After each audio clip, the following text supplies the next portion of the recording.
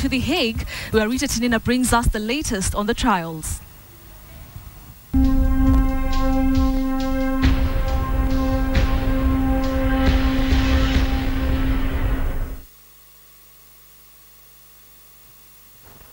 Now we begin in The Hague, where MPs accompanying Deputy President William Ruto had a rather idle day as the proceedings went on in camera. And Ruto had a surprise guest in the name of former police chief Hussein Ali. KTN's Rita Tinina is in The Hague and now joins us with day 5 of the trial. Good evening from The Hague, where the trial against Deputy President William Ruto continued in private session. The private session kicked off after an open session that saw defense teams raise concerns over the private sessions and the availability of a redacted version of the testimony by witness 536.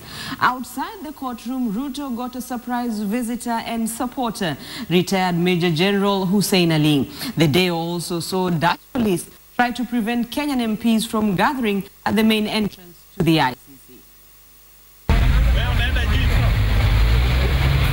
Just as they have been doing every morning on trial days, members of parliament arrive at the main entrance of the International Criminal Court to await the arrival of Deputy President William Ruto.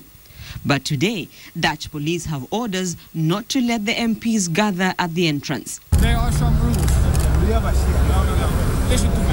There are some rules in Netherlands. The MPs do not oblige. The Dutch police soon realize that the MPs are a somewhat stubborn lot. Do we have an invitation? We should not have an invitation because we are the people charged here. We've come to answer. The MPs insist they will not leave the main entrance until their man arrives. No, we've been here because the week we are waiting for our deputy president. And then we go to the gallery. As the argument continues, Deputy President William Ruto arrives. The MPs turn to their morning agenda, ignoring the police. But aside from the usual MPs here to support Ruto, the Deputy President has a surprise supporter, former ICC suspect Hussein Ali.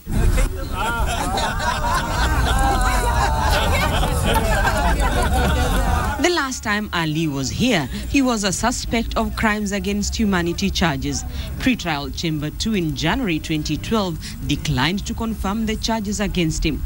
His visit to the ICC this time under totally different circumstances. Kilichonileta hapa ni kumpatia support Deputy President pamoja na kuwapa motisha kwamba yale ambao wanafanya sasa na yote ambayo yanatendeka saa hizi mambo ambayo yataisha.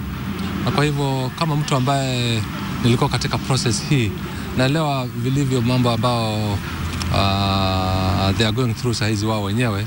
Na kwa hivyo ni kuwapa motisha na kuwa na hao bega kwa bega. Ali joined MPs who held prayers with Ruto before he went into court.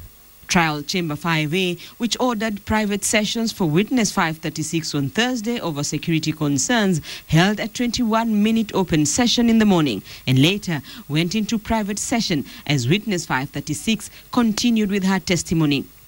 Ali and members of parliament watched the court proceedings from the public gallery. Members of the public can see what's going on in the courtroom, but unfortunately will be unable to hear what's going on in the courtroom.